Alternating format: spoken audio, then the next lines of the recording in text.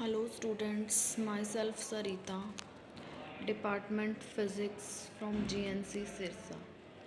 Today we start our next topic of Statistical Physics, paper first, BSc second year, semester fourth. आज हम जो topic discuss करेंगे वो हमारे पास क्या है, microstates, macrostates, maximum probability and minimum probability. Let's start our topic, microstate and macrostate of a system of particles. Microstate, the distinct arrangement of the particle. Distinct arrangement of the particles of a system is called microstate. For example, if three distinguishable particles are distributed in two compartments, then 8 distinct arrangements are possible. यहाँ पे हम 3 particles लेके चल रहे हैं जिनको हमने क्या करना है, 2 कंपार्टमेंट्स में अरेंज करना है. माइक्रोस्टेट का मीनिंग अरेंजमेंट से है, जहाँ पे हम क्या करते हैं, पार्टिकल को आइडेंटिफाई करके उसको हम एक कंपार्टमेंट में अरेंज करते हैं. ये देखिए हमारे पास कोई 3 पार्टिकल्स हमने लिए, that is A B C. First जो हमारे पास उसके पॉसिबल जो हमारे पास माइक्रोस्टेट्स हैं या अरेंजमेंट्स हैं वो क्या है, ए बी सी और 0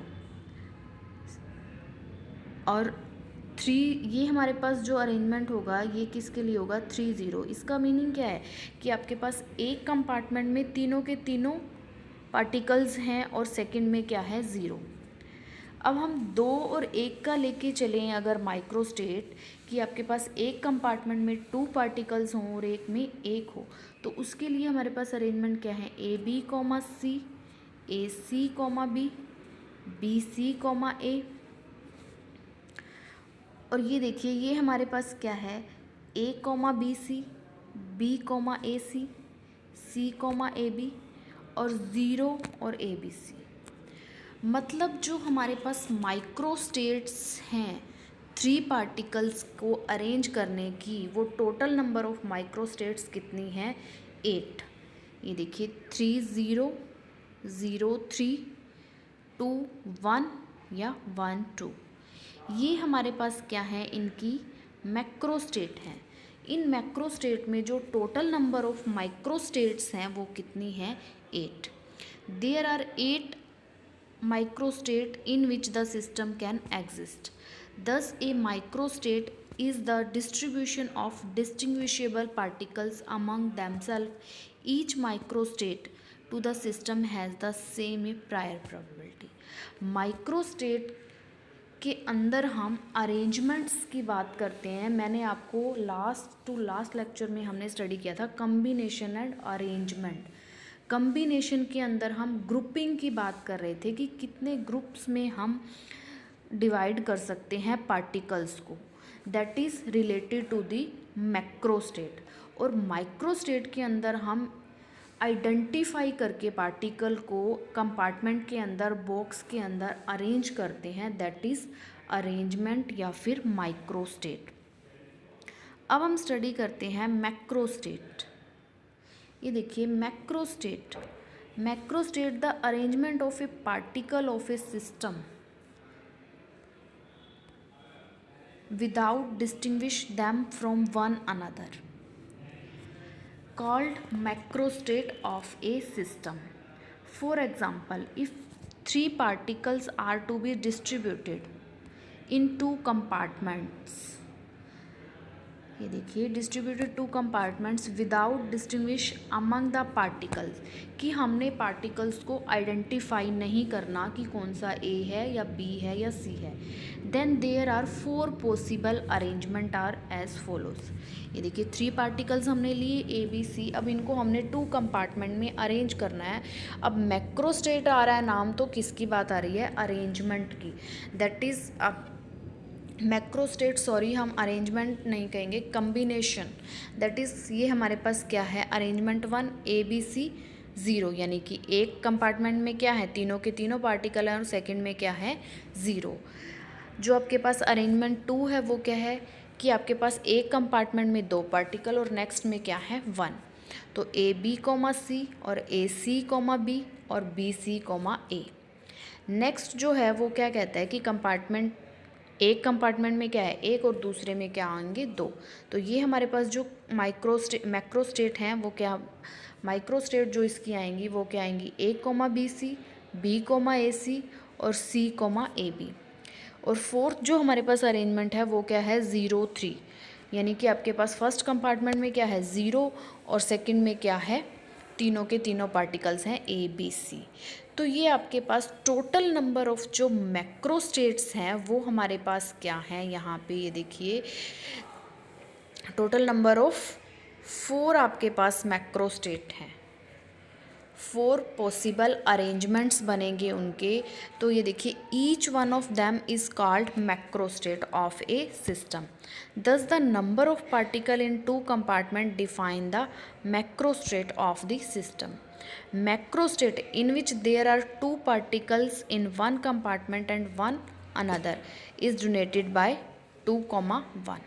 जो हमारे पास मैक्रो स्टेट है जिसके अंदर हम 2 पार्टिकल्स को 1 कंपार्टमेंट में और 1 को अनदर में डिनोट करें, वो हम क्या लेके चल रहे हैं, 2,1। ईच मैक्रो स्टेट में कंटेन 1 और more micro state. Each macro state, एक मैक्रो स्टेट के अंदर आपके पास 1 या उससे ज़्यादा आपके पास माइक्रो स्टेट हो सकती हैं। फॉर एग्ज़ाम्पल, अब हम एक एग्ज़ाम्पल लेके चलेंगे जिसके अंदर हम 3 पार्टिकल्स की बात करेंगे। तो 3 पार्टिकल्स की जब हम बात कर रहे हैं तो अब हम उनका माइक्रो स्टेट और मैक्रो स्टेट को स्टडी करते हैं कि उसकी माइक्रो स्टेट और मैक्रो स्टेट क्या होंगी। देखिए 3 particles in 2 compartment are 3 micro state, 2,1, 1,2 और distinguish 3 particles in 2 compartment, there are 3 microstate, 2,1 and 1,2। यहाँ पे आपने देखा जब हम 2,1 या 1,2 का लेके चलते हैं रेशियो तो हमारे पास 3 माइक्रोस्टेट आ रही हैं हर एक अरेंजमेंट के अंदर। तो आपके पास but there are only 1 microstate each in macrostate 3,0। अब हम 3,0 या 0,3 का जब कम्बिनेशन लेके चल रहे हैं तो हमारे पास जो माइक्रोस्टेट आ रही है उसके अंदर क्या आ रही है, 1,1। It is found that n particles are distributed in 2 compartments, we have n+1 macrostate and 2n microstate। Suppose अब हमने क्या लिए, 3 पार्टिकल्स लिए, तो इसके लिए जो मैक्रोस्टेट कम्बिनेशंस बनेंगे वो क्या बनेंगे, इसके लिए n+1। n क्या लिया है, 3, 3+1 क्या है आपके पास, 4 मैक्रोस्टेट। ये देखिए ये आपके पास 4 क्या है, मैक्रोस्टेट्स हैं। अब हम बात कर रहे हैं माइक्रोस्टेट अरेंजमेंट्स की। तो इसके अंदर 2 की पावर n करेंगे, 2 की पावर क्या ले रहे हैं, पार्टिकल्स कितने लेके चल रहे हैं, 3। तो आपके पास 2 की पावर 3 इज इक्वल टू क्या हो जाएगा, 8। तो टोटल नंबर ऑफ जो माइक्रोस्टेट्स या अरेंजमेंट्स आ रहे हैं वो कितने हैं, 8। ये देखिए 1 2 3 4 5 6 7 8, ये आपके पास क्या हो गई, माइक्रोस्टेट। ये जो आपके पास 8 हैं टोटल नंबर ऑफ, ये आपके पास माइक्रोस्टेट हैं। और जो हम अरेंजमेंट 1 2 3 4 की बात कर रहे हैं ये क्या कर रहे हैं, ये आपके पास क्या होंगे, मैक्रोस्टेट्स। अब ये देखिए जो हमारे पास फर्स्ट मैक्रोस्टेट है इसके अंदर हमारे पास एक ही माइक्रोस्टेट है। सेकंड मैक्रोस्टेट 2,1 के अंदर हमारे पास 3 माइक्रोस्टेट हैं। थर्ड आपके पास मैक्रोस्टेट 1,2 के अंदर भी 3 माइक्रोस्टेट हैं।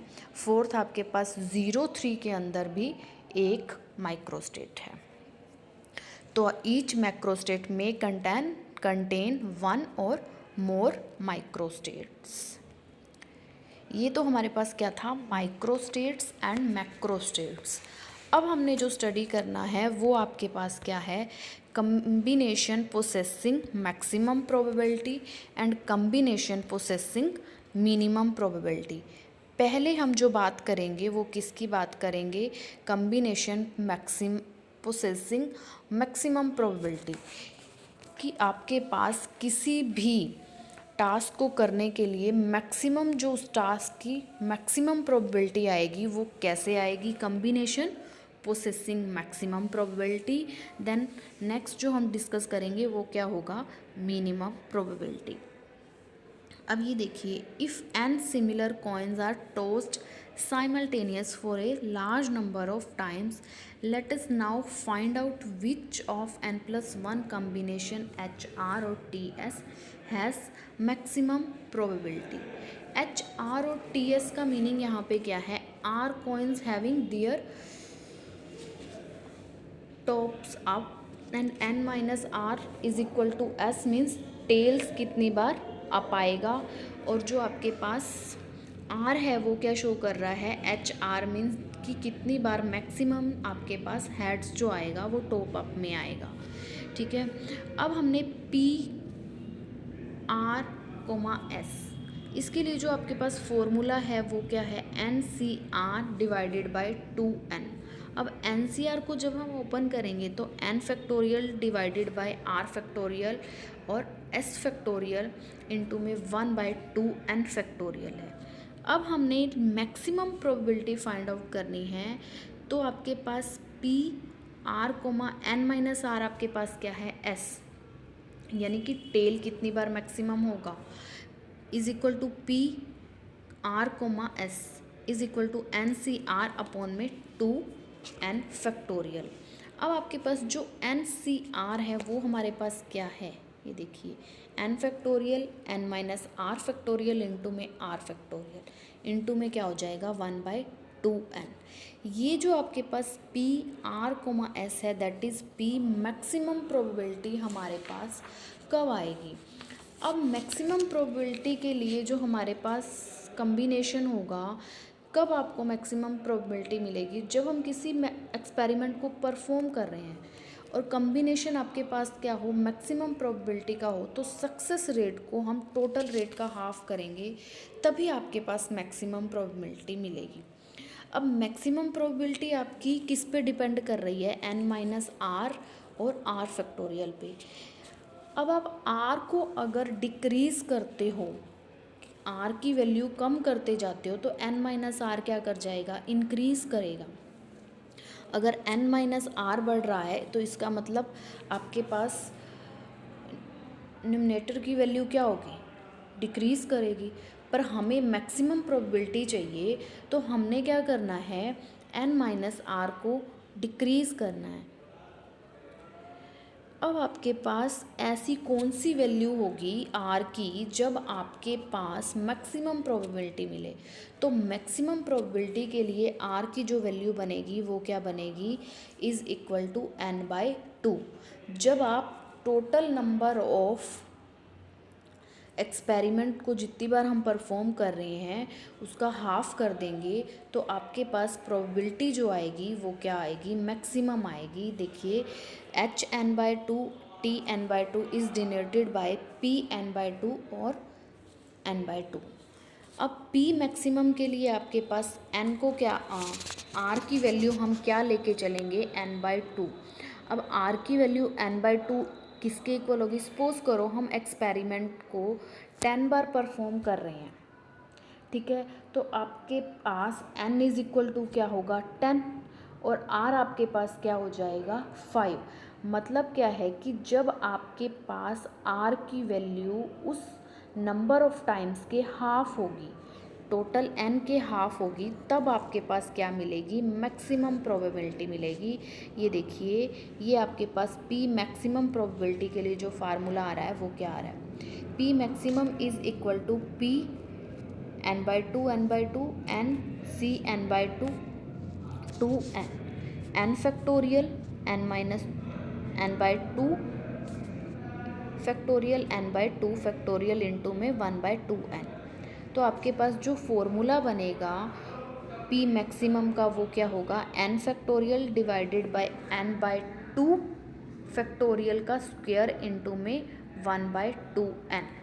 ये आपके पास जो फॉर्मूला है ये किसके लिए है, combination for processing maximum probability. अब हम क्या बात करेंगे, मिनिमम प्रोबेबिलिटी की बात करेंगे।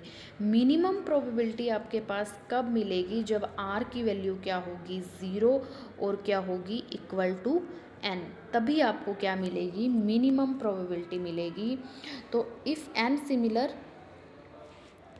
ये देखिए हम मिनिमम प्रोबेबिलिटी की बात कर रहे हैं, तो मिनिमम प्रोबेबिलिटी को गेन करने के लिए आपको क्या करना होगा, आर की वैल्यू 0 या फिर क्या लेनी होगी 10। If n similar coins are tossed simultaneously for a large number of coins, let us now find out of n+1 combination HRTS has minimum probability. It is known to us that NCR is minimum when R is equal to the 0 और n, यानी कि r की value या तो 0 हो या n के equal हो, तभी आपके पास मिनिमम प्रोबेबिलिटी मिलेगी। तो मिनिमम प्रोबेबिलिटी जो आपको मिलेगी वो क्या मिलेगी, p minimum is equal to n factorial divided by r factorial n minus r factorial into 1/2n। अब आपके पास n is equal to r है या n is equal to r is equal to क्या है 0, तब आपके पास ये फॉर्मूला जो आएगा मिनिमम प्रोबेबिलिटी का क्या आएगा 1/2n। तो ये जो फॉर्मूला है हमारे पास ये किसके लिए है, मिनिमम प्रोबेबिलिटी के लिए, combination of possessing minimum probability. अब हम कुछ एग्जाम्पल डिस्कस करते हैं मैक्सिमम प्रोबेबिलिटी और मिनिमम प्रोबेबिलिटी के लिए। Let's start our example first example के अंदर हम क्या कह रहे हैं कि 8 coins are tossed for a large number of times. Calculate क्या करना है, हमें कैलकुलेट करना है, फर्स्ट आपके पास क्या कैलकुलेट करना है, the probability of getting the heads of 5 coins upper most. Second आपने फाइंड आउट करना है probability of most probable combination.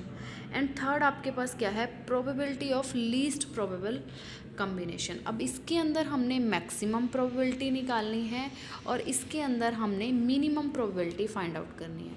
अब मैक्सिमम प्रोबेबिलिटी फाइंड आउट करने के लिए हमें आर की वैल्यू क्या लेनी पड़ेगी n/2, और मिनिमम प्रोबेबिलिटी फाइंड आउट करने के लिए हमें आर की वैल्यू क्या लेके चलनी पड़ेगी 0 या इक्वल टू n।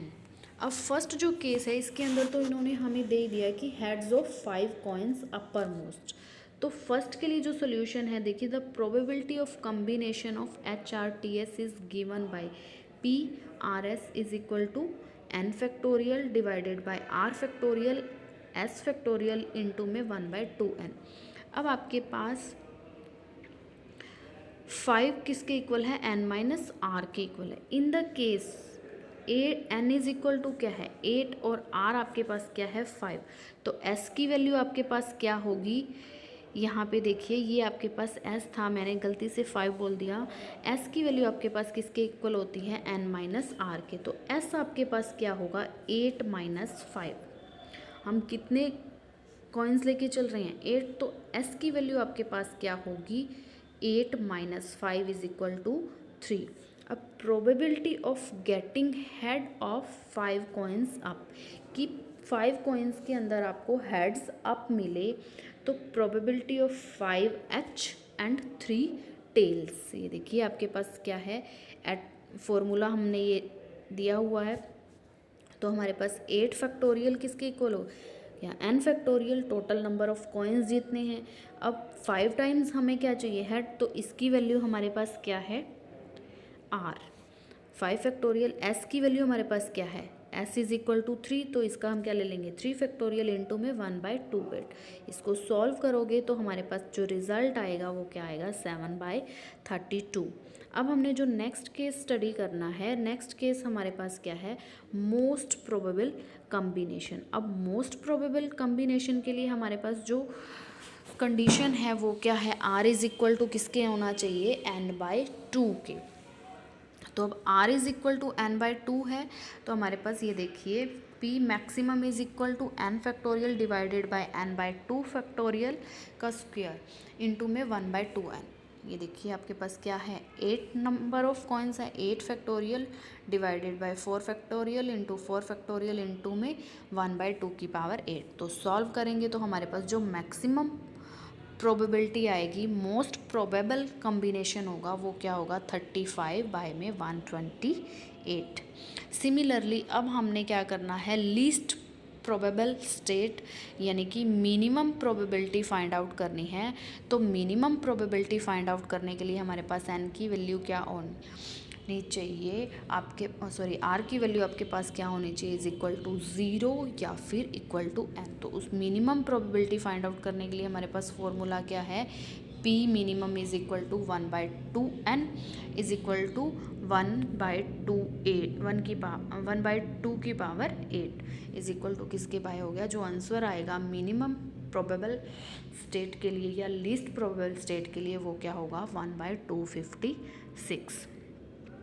अब जो नेक्स्ट हमारा एग्जाम्पल है वो हम देखते हैं। नेक्स्ट एग्जाम्पल के अंदर हमने क्या देखना है, calculate the probability that tossing a coin 10 times. जब हम एक कॉइन को 10 टाइम्स टॉस कर रहे हैं तो हमारे पास ऑल हेड्स, सारे के सारे क्या हों head, 5 heads 5 tails, 3 head 7 tails और 7 हेड्स 3 टेल्स। अब ये देखिए फर्स्ट जो सोल्यूशन है हमारे पास, s की वैल्यू क्या होगी n-r। If we toss a coin n times then probability of getting r heads, r किसको रिप्रेजेंट कर रहा है हेड्स को, और n-r is equal to s किसको रिप्रेजेंट कर रहा है टेल को। अब वो कहता है ऑल हेड्स मतलब n आपके r आपके पास क्या होगा 10 के इक्वल होगा और n-r s किसके इक्वल होगा 0 के।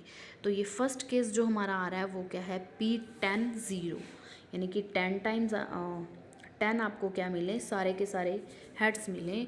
तो इसके लिए जो हमारे पास फॉर्मूला है वो क्या है n factorial r factorial s factorial into में 1/2n। तो इसको सॉल्व करेंगे तो हमारे पास जो रिज़ल्ट आएगा इस कम्बिनेशन के लिए वो क्या होगा 1/1 डिवाइडेड बाय 1024। नेक्स्ट हमारे पास क्या है कि आपको 5 में हेड्स मिले 5 में टेल्स मिले, तो r की वैल्यू भी क्या होगी 5 और s की वैल्यू भी क्या होगी 5। तो ये हमारे पास जो कम्बिनेशन रिज़ल्ट बना देगा वो हमारे पास क्या होगा 63 बाय में 256। जो थर्ड केस है वो क्या कह रहा है 3 heads and 7 tails, means r की वैल्यू क्या है 3 और जो s की वैल्यू होगी वो क्या होगी n-r इज इक्वल टू दी 7। ये देखिए जो प्रोबेबिलिटी बनेगी p is equal to 3 7 is equal to आपके पास क्या है 10 factorial divided by 3 factorial 7 into में 7 फैक्टोरियल इंटू में 1/2 की पावर 10। तो इसके लिए जो हमारे पास रिज़ल्ट आएगा सॉल्व करने के बाद वो हमारे पास क्या होगा 30 बाय में 256। जो लास्ट फोर्थ केस है वो क्या कह रहा है हमारे पास कि 7 हेड्स आ पाएँ और 3 टेल्स आ पाएँ। तो हमारे पास जो r की वैल्यू हो गई वो क्या हो गई 7 और s की वैल्यू क्या हो गई n-r मीन्स 3। तो प्रोबेबिलिटी के लिए जो p की वैल्यू होगी वो क्या होगी p 7 और 3 इज़ इक्वल टू किसके होगा 10 factorial divided bye 7 factorial into में 3 फैक्टोरियल इंटू में 1/2 की पावर 10। जब आप इसको सॉल्व करोगे तो जो हमारे पास रिज़ल्ट आएगा वो क्या आएगा that is equal to the 30/256। तो ये हमारे पास एग्जांपल्स थे किसके मैक्सिमम प्रोबेबिलिटी और मिनिमम प्रोबेबिलिटीज़ के।